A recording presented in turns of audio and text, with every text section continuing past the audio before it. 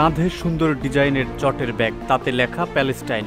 ব্যাগটি বহন করছিলেন ভারতের বিরোধী দল কংগ্রেসের নেতা ও লোকসভার সদস্য প্রিয়াঙ্কা গান্ধী। যুদ্ধ বিধ্বস্ত ফিলিস্তিনের মানুষের প্রতি সংহতি জানাতেই কেরালার ওয়ানাদ থেকে নির্বাচিত এই লোকসভার সদস্য প্যালেস্টাইন লেখা ব্যাগ বহন করছিলেন। ওই ব্যাগ নিয়েই লোকসভায় হাজির হয়েছিলেন তিনি। তাতেই বেঁধে গেল বিপত্তি। এ যেন ভারতের নতুন আয়রন লেডি। প্রায় এক যুগের বেশি সময় ধরে ক্ষমতার বাইরে কংগ্রেস, ক্ষমতায় থেকে ভারত শাসন করছে ভারতীয় জনতা পার্টি বিজেপি নেতা মোদী দেশটির প্রধানমন্ত্রী হওয়ার পর থেকেই ভারতে বেড়ে গেছে সংখ্যালঘু, বিশেষ করে মুসলিমদের উপর নির্যাতন। এ নিয়ে নানা সময় প্রতিবাদ করেছে কংগ্রেস। ভারত সরকার বরাবরের মতোই ইসরায়েলের পক্ষ নিয়ে আসছে শুরু থেকেই। তবে এবার কংগ্রেস নেতার প্যালেস্টাইন নিয়ে এমন অভিনব কাজের কঠোর সমালোচনা করেছে ক্ষমতাসীন বিজেপি।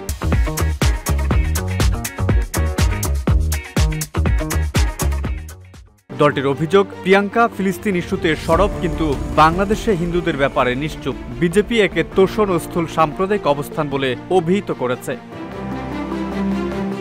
প্রিয়াঙ্কা লোকসভায় পৌঁছানোর পর ব্যাগটি সকলের সামনে প্রকাশ্যে প্রদর্শন করা।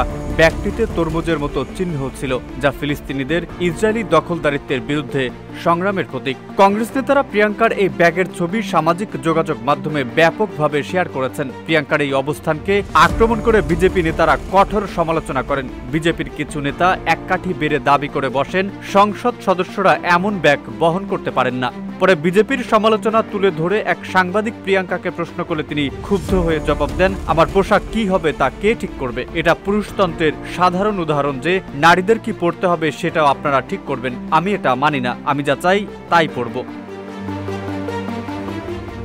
সোনিয়া কন্যা বর্তমান কংগ্রেস নেতা। প্রিয়াঙ্কা তার মায়ের মতোই মৃদু, কিন্তু শক্ত কণ্ঠের অধিকারী। তিনি ঠান্ডা মাথায় বিরোধী পক্ষের নেতাদের থারবানে জর্জরিত করেন। তার এমন সরস কণ্ঠের জন্য নতুন আয়রন লেডি হিসেবে অভিহিত করেছেন অনেকেই। এদিকে বিজেপি নেতাদের পুরুষতন্ত্র বলে অভিহিত করায় বিজেপি নেতারা প্রিয়াঙ্কার বিরোধিতা করে তার বিরুদ্ধে মুসলিম তোষণের অভিযোগ তুলেছেন।